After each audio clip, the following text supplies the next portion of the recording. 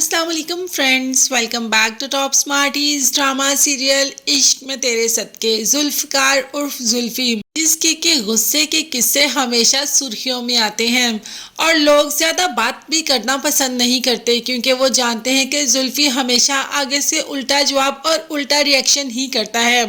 अभी भी जब एनिवर्सरी पार्टी थी तो एक आदमी को पकड़ के इतना धो डाला कि आखिर बाप को ही आना पड़ा। अगर जुल्फी किसी की बात मानता है तो वो सिर्फ और सिर्फ हूर है। सिर्फ और सिर्फ हूर ही ऐसी है जो जुल्फी को सही ट्रैक पर ला सकती है, जो जुल्फी के गुस्से को जरा काम कर देती है, जो जुल्फी को गुस्से में भी अपनापन महसूस करवा देती है, जो जुल्फी को गुस्से में भी हंसा देती है। मगर जुल्फी का गुस्सा किसी भी साइड पे जाने वाला नहीं है। वो अपनी जगह पर कायम ही रहता है। अब तो बाप भी उसके गुस्से की कहानी सुनकर वापस आ जाता है और कहता है कि मैं न्यूज़ से सुन के आया जो तुमने पार्टी पे किया, क्या तुम्हें ये सब शोभा देता है? तुम जानते हो कि हमारा खानदान कैसा वेल सेटल खानदान है, वेल नॉन खानदान है, और तुम ऐसी हरकतें करोगे तो क्या असर पड़ेगा दूसरे लोगों पर। अब जुल्फी ने कहा कि आपके खानदान का कुछ भी नहीं लिया मैंने अपना अंपायर अपने बलबूते पर खड़ा किया है, तो सॉरी, आप मेरे मामलात में दखल मत दीजिएगा। क्योंकि जुल्फी बचपन से ही अपने बाप के काफ़ी खिलाफ है। बाप से तो बिल्कुल भी नहीं बनती। बाप के मार ने जुल्फी को बिगाड़ के रख दिया। बाप ने कभी बचपन में जुल्फी से प्यार किया ही नहीं। इसीलिए जब जुल्फी को जवानी में प्यार मिला हूर की शक्ल में, तो जुल्फी ने भी उससे दीवानों की तरह मोहब्बत की और बाप की बात तो उसने सुनी अनसुनी कर दी।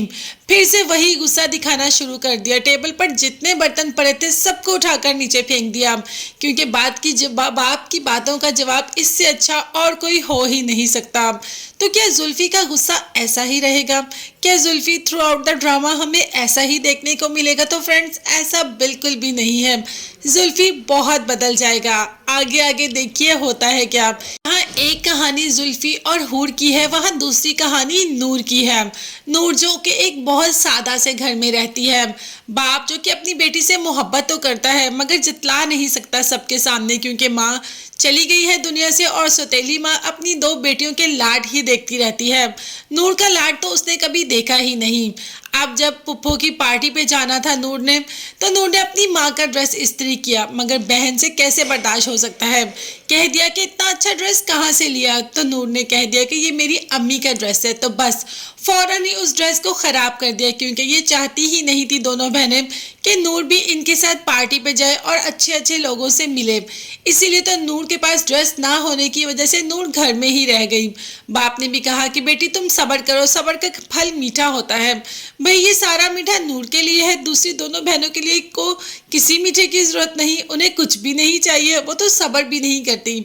अब देखते हैं कि नूर का सब्र का फल कितना मीठा होता है। ये देखने के लिए चैनल को लाजमी सब्सक्राइब कीजिएगा, बेल आइकॉन भी प्रेस करें ताकि हर वीडियो आप तक बआसानी पहुंच सके।